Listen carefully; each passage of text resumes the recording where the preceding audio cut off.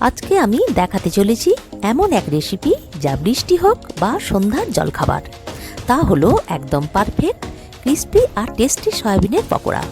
অত্যন্ত ঘরোয়া উপকরণ দিয়েই বানাতে পারবেন, তবে এটা বলতে পারি একবার বানালে বারবার বানাতে চাইবেন। তা চলুন শুরু করি। বাই দ্য ওয়ে, আমি সোনালি, আপনারা দেখছেন ওয়েলকাম ফুডি। খাওয়া দাওয়া হোক মজাদার আর রান্না হোক সহজ। আমরা নিচ্ছি 100 গ্রাম সয়া চাংস, আর এটা আধ ঘন্টার মতো জল দিয়ে ভিজিয়ে রাখছি। ভিজিয়ে রাখলে সয়াবিনগুলো সুন্দরভাবে ফুলে উঠবে আর অনেক নরম হবে। আধ ঘন্টা পর চলুন এবার প্রেসার কুকারে সয়াবিন সিদ্ধ করা যাক। একটা প্রেসার কুকারে পরিমাণ মতো জল দিন। সয়াবিনগুলো জল থেকে একটু হাতে করে চাপলেই দেখতে পাবেন ফেনা বেরোচ্ছে। ফেনাটা বার করে প্রেসার কুকারে দেব সয়াবিনগুলো।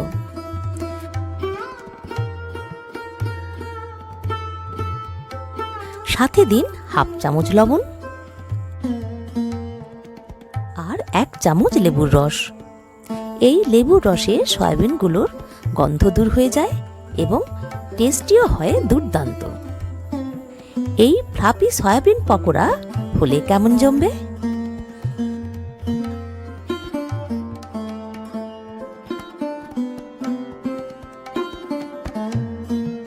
এবার প্রেসার কুকারে জল থেকে সয়াবিনগুলো ছেঁকে যতটা সম্ভব জল নিগড়ে নেব, ঠিক এইভাবে।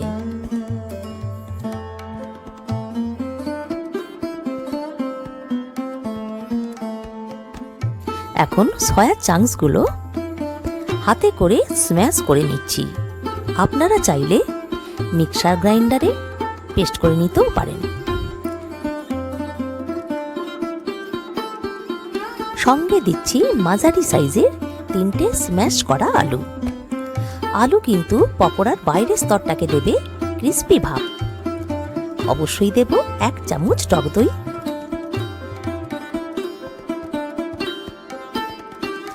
হ্যাঁ 2 চামচ কর্নফ্লাওয়ার ও 2 চামচ ময়দা যোগ করতে ভুলবেন না। এটা পকোড়াকে দেবে সঠিক টেক্সচার। এবার আসল মশলা একে একে দিচ্ছি 1 চামচ আদা গুঁড়ো, 1 থেকে 1.5 চামচ রসুন বাটা, 5 থেকে 6টা কাঁচা লঙ্কা কুচি, 1 চামচ ধনে গুঁড়ো, স্বাদ মতো লবণ, হাফ চামচ লঙ্কার গুঁড়ো,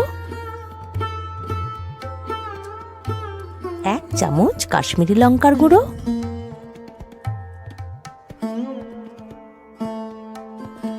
1 চামচ ভাজা মশলা বা গরম মশলা, পরিমাণ মতো ধনেপাতা কুচি, 1টা ডিম আর বড় সাইজের 2টো পেঁয়াজ কুচি। অবশ্য যদি সম্ভব হয় 2 চামচ টোস্টের গুঁড়ো বা ব্রেড ক্রাম্ব দিলে মন্দ হয় না। এবার সমস্ত ইনগ্রিডিয়েন্টস দিয়ে একত্রে ম্যারিনেট করে নেব।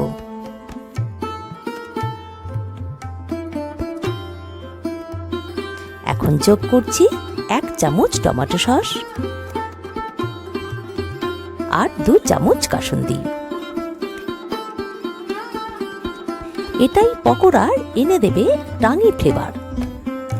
তেলে যখন দেব একটু আলগা আলগা করে ছাড়বো, ঠিক পেঁয়াজির মতো।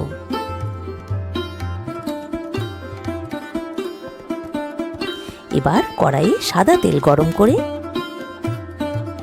এখন মিশ্রণ থেকে বলের আকারে পকোড়া তৈরি করলাম। আস্তে আস্তে তেলে ছেড়ে দিচ্ছি এই সুস্বাদু পকোড়াগুলো।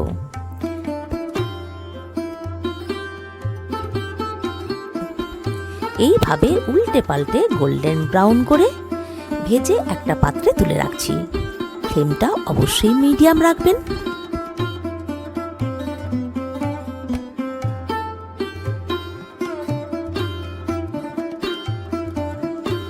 এইভাবে পরের ব্যাচগুলো ভেজে নেব।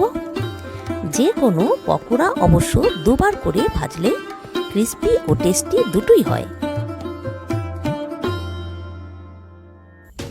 এই ছিল আজকের দুর্দান্ত স্বাদের ক্রিস্পি ও টেস্টি সয়াবিনের পকোড়া। ভিডিওটি যদি ভালো লাগে তাহলে ভিডিওটিতে লাইক, কমেন্ট, শেয়ার করবেন। ওয়েলকাম ফুডি চ্যানেলটিকে সাবস্ক্রাইব করে পাশে থাকা বেল আইকনটি প্রেস করে দেবেন। ধন্যবাদ।